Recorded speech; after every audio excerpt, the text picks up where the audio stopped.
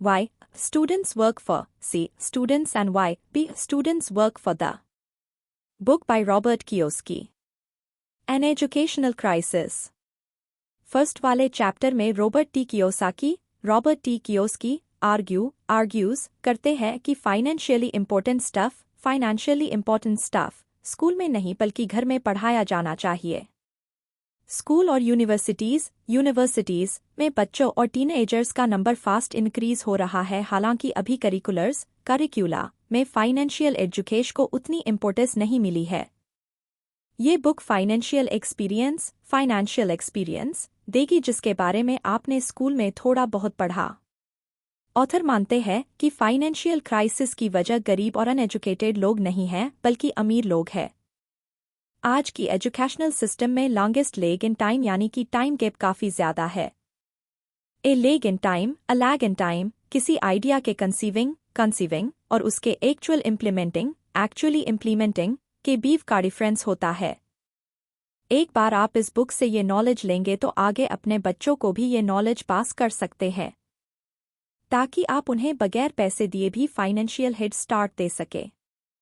Robert T Kiyosaki ने decide किया कि वो आर्मी की अपनी जॉब छोड़कर ऐसे सब्जेक्ट की स्टडी करेंगे जिनके बारे में स्कूल या कॉलेज में रूटीनली नहीं पढ़ाया जाता। दी फेरी टेल इज ओवर।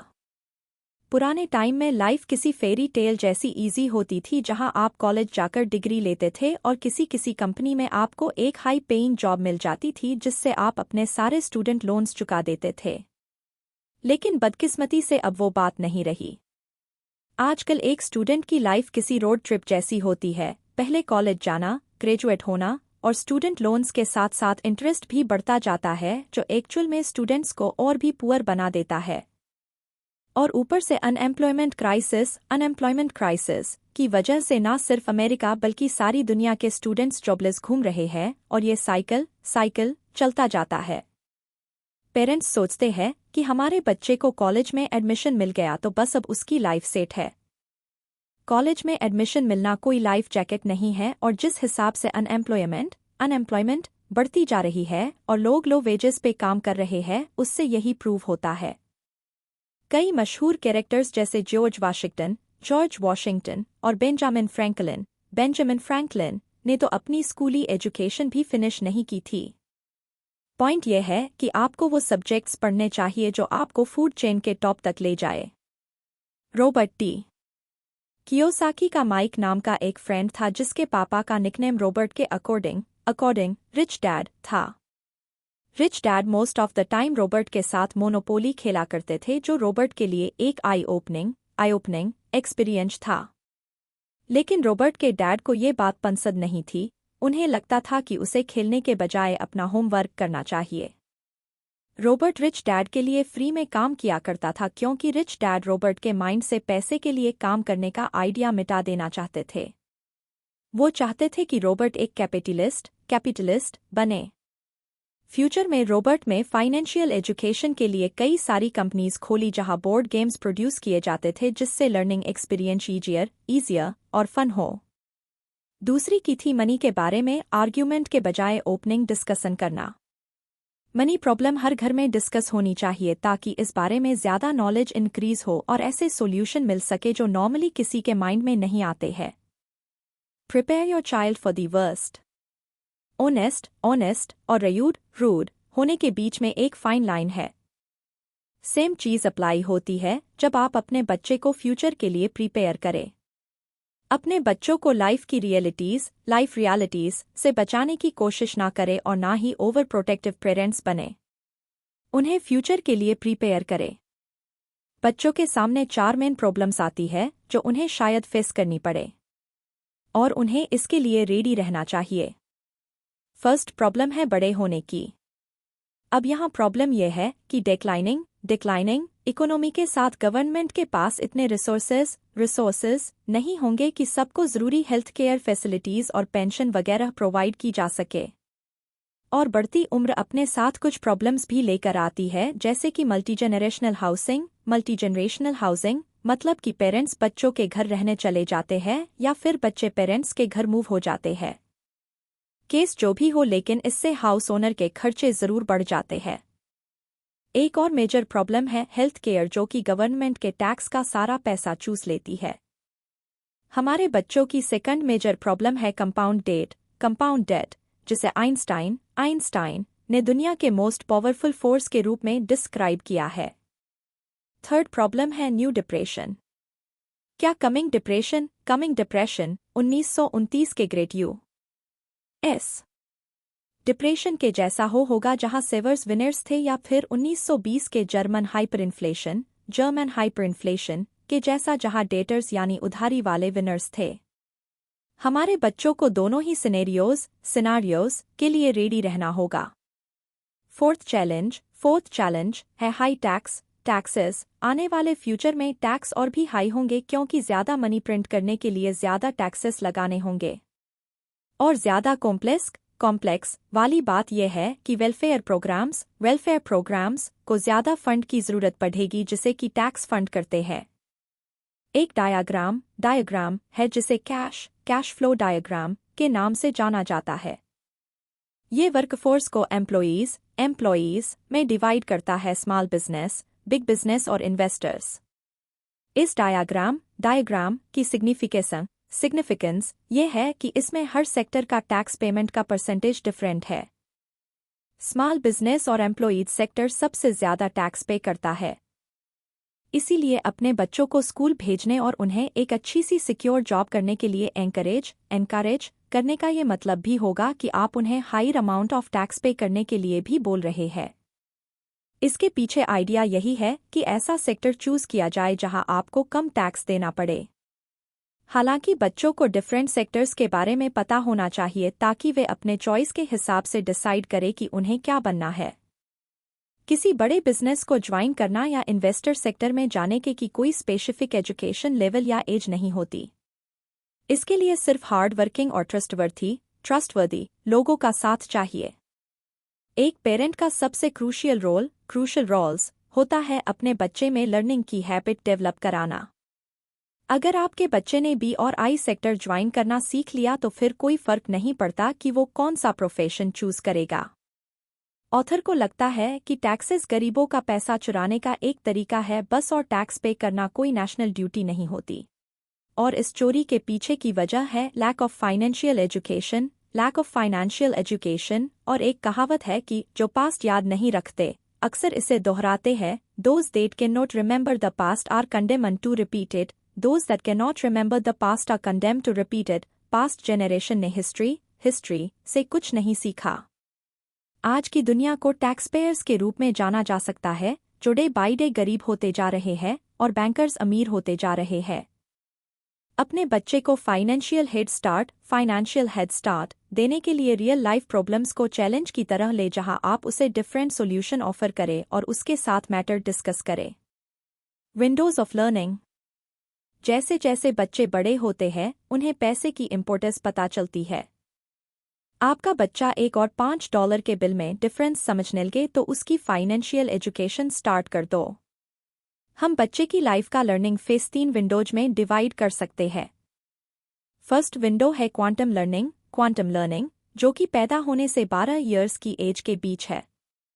ये लर्निंग का वो फेस है जहां पेरेंट्स को पता चल जाता है कि उनका बच्चा अपने ब्रेन का लेफ्ट हिस्सा म्यूजिक और आर्ट्स में ज्यादा यूज करता है, या राइट हिस्सा लीनियर बुक्स वगैरह में ज्यादा इंटरेस्ट।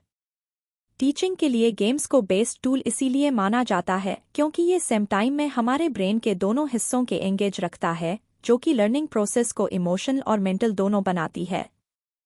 फर्स्ट लर्निंग विंडो की सिग्निफिकेंस यही है कि हमारा ब्रेन अनयूज्ड पार्ट्स को एरेज कर देता है, और यही वजह है कि उम्र बढ़ने के साथ साथ लर्निंग डिफिकल्ट होती जाती है। लर्निंग के सेकंड विंडो को रिबेलियस फेस कहा जाता है। ये 12 से 24 की एज के बीच होता है। इस तरीके की लर्निंग में बच्चे पेरेंट्स की बातों के कॉन्ट्रडिक्ट बिहेव करते हैं, यानी पेरेंट्स जो बोलते हैं उसके अपोजिट चलते हैं। बच्चे ऐसा इसलिए करते हैं क्योंकि उनमें क्यूरियोसिटी होती है। इस पीरियड की सिग्निफिकेंस ये है कि टीनेजर्स इस फेस में अपने एक्सपीरियंस से लर्न करते हैं। थर्ड लर्निंग विंडो 24 से 36 के बीच की एज में होता है। ये वो टाइम है जहां एक एडल्ट प्रोफेशन लर्निंग करता है और उसकी फैमिली लाइफ स्टार्ट हो चुकी होती है। इस फेस की सिग्निफिकेंस है कि लाइफ अचानक पैसे के पीछे घूमने लगती है। अगर आपने पहले वाले 2 फेसेस में अच्छे से लर्न किया है तो बेटर चांस है कि आपका थर्ड फेस अच्छा रहेगा। रॉबर्ट एक स्टोरी बताते हैं कि कैसे उनके रिच डैड उन्हें गेम्स ऑफ मोनोपोली सिखाया करते थे। रिच डैड का मानना था कि फाइनेंशियल स्टेटमेंट एक बड़ा इम्पोर्टेंट डॉक्यूमेंट है जो आप ग्रेजुएशन के बाद ले सकते हैं। रिच डैड 2 बड़े एफिशिएंट तरीके से सिखाते थे जिससे कॉम्प्लेक्स स्टफ भी सिंपलर और रिपीटेटिव लगता था। आज रॉबर्ट जो कुछ है उसमें इन 2 एलिमेंट्स का बड़ा हाथ रहा है। रिच डैड ने उन्हें समझाया कि एसेट्स और लायबिलिटीज 2 इम्पोर्टेंट चीजें हैं।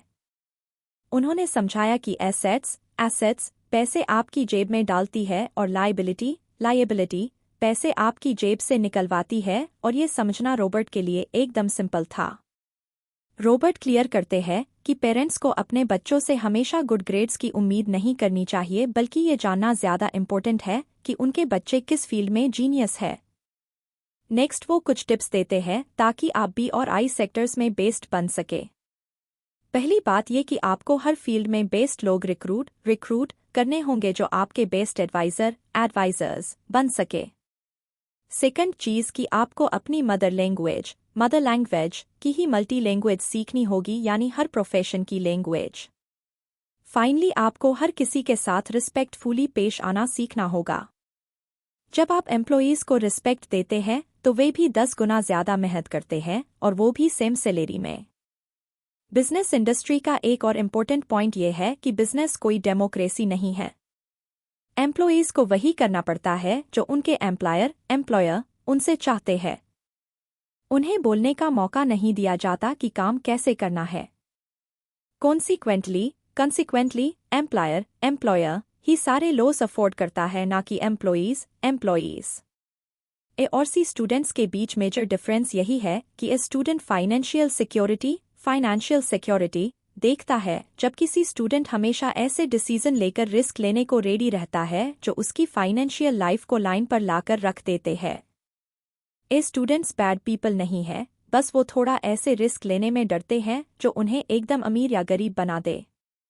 अगर आपको एक एंटरप्रेन्योर बनना है तो आपको किसी भी सेल्स ट्रेनिंग रूट में खुद को एस्टैब्लिश करना होगा। फिर आपको लर्न करना होगा कि कैपिटल के लिए ओपीएम यानी अदर पीपल्स मनी कैसे यूज की जाए। इसका एक तरीका है, आप रियल एस्टेट इन्वेस्टमेंट कोर्सेज की हेल्प ले। हर बच्चे को हमेशा एक्टिव लर्नर होना चाहिए, फिर चाहे उनका फील्ड कुछ भी हो। इसका पीछे पॉइंट यह है कि वे जो चाहे फील्ड चूज करे उसमें मनी इनकॉर्पोरेटेड जरूरी है।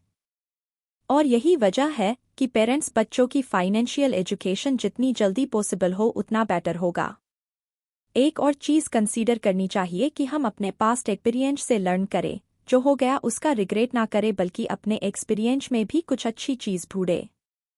Y valedictorians fail. Football players को देखो, क्या आपको लगता है कि जो प्लेयर एक्स्ट्राऑर्डिनरी मूव्स लेता है और नॉर्मल से हटकर खेलता है उसे ज़्यादा अप्रिशिएट किया जाता है, या उस प्लेयर को जो सिक्योर मूव्स लेता है? सेम चीज़ बिजनेस लाइफ में भी अप्लाई होती है। स्टडीज ये प्रूव हो चुका है कि जो स्टूडेंट अच्छे ग्रेड्स लाते हैं ज़रूरी नहीं कि आगे चलकर उन्हें हाई सैलरी जॉब ही मिलेगी। एक स्टूडेंट रूल्स फॉलो करने में अच्छा हो सकता है, लेकिन ज़रूरी नहीं कि वो कुछ एक्स्ट्राऑर्डिनरी करेगा। और एक स्टूडेंट ये सोचते हुए बड़ा होता है कि मिस्टेक करना बुरी बात है, और यही चीज़ उसे एक सिक्योर फेस में रहने को मजबूर कर देती है। और जैसा कि फुटबॉल के एग्जाम्पल से हम बोल सकते हैं कि एक डिफेंडर बनकर सक्सेसफुल होने का मतलब ये नहीं कि आपको अटैकर बनकर भी सक्सेस ही मिलेगी। एस और ई सेक्शंस की सक्सेस बी या आई सेक्शन की सक्सेस की गारंटी नहीं है। Why rich people go broke. ये रियल स्टोरी है जो बताती है कि लाइफ में चेंज की इम्पोर्टेंस है और इसे कैसे समझे। ओल्ड टाइम्स में ग्रीस काफी स्ट्रॉन्ग नेशन हुआ करता था जिसने बाकी दुनिया को आर्ट, नॉलेज ऑफ अल्फाबेट वगैरह दिया। बैंकरप्सी के बाद से ग्रीस अब दुनिया के इकोनॉमिकली वीक देशों में से एक है। अगर ग्रीक प्रेसिडेंट्स ये बात समझ लेते कि बदलाव को रोका नहीं जा सकता तो आज ग्रीक के हालात शायद डिफरेंट होते। एक चीज जो वक्त के साथ बदल रही है लेकिन स्कूल्स में नहीं सिखाई जाती वो है content versus context. Schools content पर फोकस करता है जैसे कि रीडिंग और राइटिंग, लेकिन ये कंटेक्स्ट यानी पर्सन पर फोकस नहीं करता है। अपना कंटेक्स्ट चेंज करना लाइफ सेविंग हो सकता है। वो टोन चेंज कर दो जिस टोन में तुम खुद से बात करते हो। I will never be rich के बदले खुद को बोलो ब्रिंग ओ मोर चैलेंज। अगर आप रिच बनना चाहते हैं तो 3 टाइप की इनकम को समझना जरूरी है: ऑर्डिनरी, पैसिव और पोर्टफोलियो। ऑर्डिनरी है पेचेक मनी और जिस पर सबसे ज्यादा टैक्स लगता है। पैसिव है जब आपको कैपिटल गेन्स मिलता है, और पोर्टफोलियो होता है रेंटल मनी जिस पर सबसे कम टैक्स होता है। 7 टाइप की इंटेलिजेंस होती है जो डिफरेंट माइंड के लोगों में पाई जाती है। ये है verbal linguistic, logical mathematical, body kinesthetic, spatial, musical interpersonal और इंट्रापर्सनल। और सक्सेस के लिए मोस्ट इंपोर्टेंट है इंट्रापर्सनल इंटेलिजेंस, जहां कोई पर्सन कोई भी एक्शन लेने से पहले खुद से सवाल करता है। हाई इंट्रापर्सनल इंटेलिजेंस वाले लोगों को अक्सर ऐसे डिस्क्राइब किया जाता है, he is cool under pressure. कुछ लोग इमोशनली डेवलप नहीं हो पाते हालांकि वे फिजिकली और मेंटली डेवलप होते हैं। लेकिन ये चीज़ बिजनेस वर्ल्ड के लिए हार्मफुल है और ऐसे लोग माइंड ग्रास्प नहीं कर पाते जो कि मनी ग्रास्प करने से बेटर है, क्योंकि आपका माइंड ही आपको रिच बना सकता है। Why geniuses are generous why geniuses are genius. बच्चों की प्रॉब्लम यही है कि वे टोटली अपने पेरेंट्स पे डिपेंड करते हैं। और एक ग्रेटर स्केल में स्टूडेंट्स जो ग्रेजुएट है गवर्नमेंट पे डिपेंड करते हैं। अमेरिकन सब फील करते हैं कि उन्हें अमेरिकन ड्रीम फुलफिल करना का पूरा हक है। Robert T Kiyosaki, the battle for the soul of capitalism book से एक कोट एक्सप्लेन करते हैं कि मैनेजरियल कैपिटलिस्ट्स और ट्रू कैपिटलिस्ट्स के बीच एक मेजर डिफरेंस है। मैनेजरियल कैपिटलिस्ट्स बिजनेस के ओनर नहीं होते, उन्हें तो बस पेमेंट मिलती रहती है चाहे बिजनेस लॉस में हो या प्रॉफिट में। लेकिन ट्रू कैपिटलिस्ट्स बिजनेस ओनर होते हैं जो फाइनेंशियल रिस्क लेते हैं। स्कूल से ग्रेजुएट होने वाले स्टूडेंट्स ज्यादातर भी स्टूडेंट्स होते हैं जिनमें से कुछ बाद में चलकर ब्यूरोक्रेट्स बनते हैं। और ब्यूरोक्रेट्स वो लोग होते हैं जिनके पास अथॉरिटी होती है और हाईली पेड होते हैं, फिर चाहे वो काम अच्छा करे या बुरा। कुछ लोग शायद ये सोचे कि अगर लोग फाइनेंशियली एजुकेटेड होंगे तो वे और भी ज्यादा ग्रीडी होंगे। इनफैक्ट सच्चाई इसके अपोजिट है। जब लोग फाइनेंशियली एजुकेटेड होते हैं तो वे ज्यादा सिक्योर फील करते हैं और अपने रिसोर्सेज पे कंट्रोल रखते हैं। कोई भी कैपिटलिस्ट ग्रीडी लोगों से बचकर नहीं जा सकता। लेकिन ये भी सच है कि अगर बैड पार्टनरशिप है तो गुड पार्टनरशिप भी है। लोगों के ग्रीडी होने की वजह बेसिकली प्रॉपर स्कूल एजुकेशन ना मिल पाना है, जो मास्लोस सेकंड लेवल सेफ्टी में फेल हो जाते हैं। और मेन प्रॉब्लम है कि जब स्कूल्स मास्लोस सेकंड लेवल फुलफिल करने में फेल होते हैं तो उसका रिजल्ट होता है गरीबी में बढ़ोतरी, और फिर ये मोर लेवल ऑफ वायलेंस को बढ़ाता है। Part 2 introduction. क्यों है स्टूडेंट्स बिजनेस लाइफ में कामयाब नहीं हो पाते हैं? क्योंकि उन्हें यही सिखाया गया है कि सिर्फ एक ही राइट आंसर होता है, और ये बात बिजनेस लाइफ में सच नहीं है। और सबसे बड़ी बात कि उन्हें स्कूल्स में पढ़ाए जाने वाले नॉवेल्स जैसे Christian carol, a Christmas carol भी यही आइडिया सपोर्ट करते हैं। सक्सेसफुल एंटरप्रेन्योर्स वो होते हैं जो अपने माइंड में 2 अपोजिंग आइडियाज लेकर चलते हैं फिर भी एफिशिएंटली काम करते हैं। इस बुक का second part mainly educational intelligence के बारे में है कि कैसे अपोजिंग आइडियाज को एक्सेप्ट करके मल्टीपल पॉइंट्स ऑफ व्यू को अप्रिशिएट किया जाए और उन चीज़ों को अप्रिशिएट करना सीखो जो हमेशा आपको टबू लगते रहे। The entitlement mentality. जैसे बच्चों को लगता है कि उनके पेरेंट्स को उन्हें फूड प्रोवाइड कराने के लिए एंटाइटल्ड है, ऐसे ही हमारे स्कूल ग्रेजुएट भी सोचते हैं कि वो गवर्नमेंट से सिक्योरिटी पाने के लिए एंटाइटल्ड है, यानी गवर्नमेंट ही उन्हें जॉब वगैरह प्रोवाइड कराएगी। ये मेंटालिटी स्कूल्स में ओरिजिनेट होती है क्योंकि वहाँ पढ़ाने वाले टीचर्स खुद यही सोचते हैं कि उन्हें गवर्नमेंट की तरफ से बेटर लिविंग की फैसिलिटीज दी जाएंगी। Another point of view on intelligence. Entrepreneurship का मतलब ये नहीं कि आप खुद काम करके प्रॉफिट कमाएं, बल्कि इसका मतलब है कि आप लोगों को हायर करते हैं और जॉब पर रखते हैं, उन्हें पे करते हैं और अपना प्रॉफिट भी कमाते हैं। एक एग्जाम्पल है मोइंग द लोन। जब तक लोन काफी बड़ा नहीं है ये डुएबल है। एक बार जब ये बढ़ता जाता है तो आपके लिए ज़रूरी हो जाता है कि आप इसे करने के लिए लोगों को हायर करें। हमें चाहिए कि हम अपने बच्चों को अपॉर्चुनिटीज ग्रैब करना सिखाएं, जैसे कि ऐसे लोग ढूंढना जो अपना लोन मूव्ड करवाना चाहते हैं, like finding people who need their loan mode, और कैसे मिनिमम एफर्ट में लोगों से काम करवाकर प्रॉफिट कमाना है। Another point of view on report cards. Normal sequence कुछ यूं होता है। आप हाई ग्रेड्स के साथ स्कूल पास करते हैं, आपको एक हाई सैलरी वाली जॉब मिलती है और फिर आपकी शादी होती है, बच्चे होते हैं, फिर बच्चे के साथ साथ खर्चे भी बढ़ते जाते हैं। आप फिर अपने पेरेंट्स से पैसे उधार लेते हैं और फिर रिस्क पे लाइफ का गुजारा चलता है, पेचेक से पेचेक पर डिपेंड रहते हैं। ये सब ओरिजिनेट होता है स्कूल्स में बैलेंस शीट्स के बदले इनकम स्टेटमेंट पे फोकस करने से। अर्ली एज से ही फाइनेंशियल एजुकेशन इम्पोर्टेंट है, ताकि एसेट और लायबिलिटीज का डिफरेंस पता हो और ये पता रहे कि कैसे किसी की लायबिलिटीज किसी और के लिए एसेट बन जाती है, जैसे कि मॉर्गेज सिटीजन और बैंक से रिलेटेड है। अपने बच्चों को इन दोनों के बीच का डिफरेंस समझाएं। इजी चीज़ों से स्टार्ट करें जो उन्हें पता हो और उनमें इंटरेस्ट पैदा करे इस बारे में और जानने के लिए। उन्हें फाइनेंशियल स्टेटमेंट की पावर बताए कि स्कूल छोड़ने के बाद ये उनकी रिपोर्ट कार्ड होगी। Another point of view on greed. हम में से बहुतों का ड्रीम होता है कि हम मिलेनियर बने।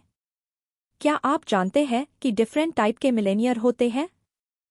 फर्स्ट है नेट वर्थ वाले मिलेनियर। ये वो लोग हैं जिनकी प्रॉपर्टी की वर्थ काफ़ी ज़्यादा होती है, लेकिन इनका कैश फ्लो उतना नहीं होता, इसलिए इन्हें डेली एक्सपेंस की फिक्र रहती है। सेकंड होते हैं हाई इनकम वाले मिलेनियर, जो हर मंथ पेचेक लेते हैं और इनके पास काफ़ी कैश रहता है, लेकिन ये फिर भी रिस्क साइड पर है क्योंकि उनकी जॉब कभी भी जा सकती है। फाइनली होते हैं कैश फ्लो मिलेनियर्स। ये वो लोग हैं जिन्हें अपने एसेट्स से कैश मिलता है और ये सच में काफ़ी रिच होते हैं। आप अपने बच्चों को मिलेनियर्स के बीच डिफरेंस बताएं। उन्हें डिफरेंट पॉइंट ऑफ व्यू से चीज़ें समझाएं, उन्हें पूरी फ्रीडम दे जो वे बनना चाहते हैं। Another point of view on debt. Rich बनने का एक सबसे एफिशिएंट तरीका यह है कि आप डेट अपने फेवर में यूज करना सीखें। डेट हैंड ग्रेनेड की तरह है, इसे केयरफुली नहीं पकड़ेंगे तो ये आपको ही उड़ा सकता है। अपने डेट से गोल्ड बनाने के लिए आपके पास प्रॉपर फाइनेंशियल एजुकेशन होनी चाहिए। हालांकि रिस्क बहुत है और जो भी डेट यूज करके रिच बनना चाहता है, एक झटके में सब कुछ गवा भी सकता है। वर्ल्ड में बहुत से फाइनेंशियल क्राइसिस इसीलिए क्रिएट होते हैं क्योंकि लीडर्स फाइनेंशियली एजुकेटेड नहीं हैं, जिसे एसेट्स और लायबिलिटीज का डिफरेंस पता ना हो, वो कैसे कंट्री को इकोनॉमिकली सेव कर सकते हैं। फाइनेंशियल एजुकेशन आपके बच्चे को लाइफ में एक हेड स्टार्ट और एडवांटेज देती है जो उन्हें किसी भी टाइप की फाइनेंशियल प्रॉब्लम में हेल्प करेगा। देखा गया है कि ऐसे बच्चे लाइफ में कम फाइनेंशियल प्रॉब्लम्स फेस करते हैं जिन्हें पता रहता है कि डिफरेंट टाइप के डेट क्या होते हैं और उन्हें कैसे अपने फेवर में यूज करें। Another point of view on taxes. कुछ लोगों को लगता है कि अमीरों पर टैक्स लगाने से कंट्री की इकोनॉमिक प्रॉब्लम सोल्व हो जाएगी। अब जरा ये सोचो, आप किसी स्मार्ट बंदे को बेवकूफ़ बनाने की कोशिश कर रहे हो, और इस बात के पूरे चांसेस है कि वो आपकी ट्रिक से बचने का कोई रास्ता ढूंढ निकालेगा। सेम यही टैक्सेस के साथ है, क्योंकि अमीर लोग टैक्स से बचने का कोई ना कोई लीगल तरीका ढूंढ ही लेते हैं। Another point of view on words. Word की पावर। वर्ड्स इतने पावरफुल हो सकते हैं कि एक बच्चे के फ्यूचर को अफेक्ट कर सकते हैं। वर्ड्स हर्ट कर सकते हैं या हील कर सकते हैं, एनकरेज कर सकते हैं या डिस्करेज कर सकते हैं। एक मिलेनियर बनना है तो आपको ये समझना पड़ेगा कि हर क्लास की अपनी लैंग्वेज होती है, इसलिए आप भी अमीरों की तरह बात करनी स्टार्ट कर दो। मनी की अपनी एक वोकेब्युलरी होती है जो आपको बाय हार्ट लर्न करनी है एक सक्सेसफुल एंटरप्रेन्योर बनने के लिए। मनी वर्ड्स होते हैं इनकम एसेट्स। किसी सेल्सपर्सन के वर्ड्स आपसे वो चीज़ भी खरीदवा सकते हैं जिसकी आपको नीड नहीं है, और ये आजकल काफ़ी कॉमन हो गया है। फाइनेंशियल एजुकेशन और फाइनेंशियल एडवाइस में एक बड़ा डिफरेंस है। एजुकेशन की वैल्यू बड़ी है क्योंकि एजुकेशन आपको बताती है कि क्या करने के लिए क्या स्टडी करना है, जबकि एडवाइस आपको डायरेक्टली बताती है कि क्या करना है। अपने बच्चे की वोकेब्युलरी एक्सपेंड करें, उसमें मनी वर्ड्स और उनकी मीनिंग इंक्लूड करें। उन्हें वर्ड्स की अनलिमिटेड पावर के बारे में बताएं और ये कि सिंपल वर्ड्स आपके थिंकिंग का तरीका चेंज कर सकती है, और फिर फाइनेंशियल लेवल भी। उन्हें सिखाएं कि फाइनेंशियल एडवाइस नहीं बल्कि फाइनेंशियल एजुकेशन इंपॉर्टेंट है। Another point of view on God and money. अगर इसे रिलीजियस पॉइंट ऑफ व्यू से लिया जाए तो बाइबल में कुछ वर्सेस है जो पैसे के बारे में बात करते हैं। और सबसे बड़ी बात ये कि बाइबल में गरीब, मिडल, अमीर, हर क्लास के बारे में वर्सेस है। इसमें आपको जो सही लगे वो आप चूज कर सकते हैं। रिलीजन के स्पिरिचुअल और रिलीजियस साइड हो सकते हैं, जैसा कि नाम से जाहिर है। Spiritual side love of God की बात करता है, उसके फियर की नहीं। इसमें मनी जेनरोसिटी का नतीजा है, ग्रीड का नहीं। ये चीज़ बिजनेस लाइफ में भी अप्लाई होती है। आपको बेटर ट्रीट करने वाले लोग हमेशा मिलेंगे जो आपके अमीर होते ही आप पर लॉसूट्स फाइल कर सकते हैं, क्योंकि उन्हें भी आपके प्रॉफिट में हिस्सा चाहिए। अपने बच्चे के साथ प्रिंसिपल्स ऑफ फेथ डिस्कस करें। उसे कंसेप्ट ऑफ जेनरोसिटी और कैसे इसे रिटर्न करना है ये सिखाए। The 10 unfair advantages of a financial education. अपने बच्चे को अगर सक्सेसफुल बिजनेसमैन बनाना चाहते हैं तो उसे 10 इंपॉर्टेंट एडवांटेजेस सिखाए। 1. अपने इनकम को ट्रांसफॉर्म करने की एबिलिटी। ये इम्पोर्टेंट क्यों है? क्योंकि पैसा अपनी वैल्यू खो सकता है, जैसा कि 1971 के बाद हुआ था। अगर आपको नॉलेज नहीं है कि अपनी इनकम को कैसे चेंज करे तो आप कभी भी फंस सकते हैं। नंबर 2. ज्यादा जेनरस बेन। ग्रीड मेनली इनसिक्योरिटी से पैदा होती है। अगर आपका बच्चा पूरी तरह सिक्योर फील करेगा तो वो ज्यादा जेनरस होगा। लोअर टैक्स यानी टैक्स में छूट। इसके लिए सिंपली ज्यादा जॉब प्रोड्यूस करके हाउसिंग फैसिलिटी वगैरह देकर लोगों को टैक्स में छूट दी जा सकती है, जैसा कि गवर्नमेंट को करना चाहिए। 4. अमीर बनने के लिए डेट यूज करें। जैसा कि कई चैप्टर्स में एक्सप्लेन किया गया है कि गुड डेट का यूज करके आप और ज्यादा एसेट कमा सकते हैं और अमीर बन सकते हैं। 5. अपने इनकम के मीन्स एक्सपेंड करो। जैसे कि आप $50,000 में एक पोर्श लेना चाहते हैं तो इसके लिए पैसा मत दो, सेम अमाउंट में एक शॉप रेंट करो या खरीद लो, और फिर उससे जो इनकम होगी उससे कार खरीद लो। कुछ और एडवांटेज है, जैसे इमोशन इंटेलिजेंस, वेल्थ जमा करने के डिफरेंट तरीके समझे, अपने एसेट्स प्रोटेक्ट करके रखे, रिटायर यंग, और लॉ ऑफ कंपनसेशन यूज करे।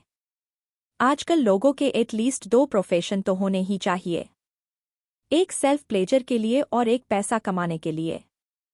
अपने बच्चे को एक्सप्लेन करे कि एजुकेशन का मतलब इक्वलिटी और बीइंग फेयर होना नहीं है, उसे डिफरेंट टाइप ऑफ इनकम के बारे में बताए।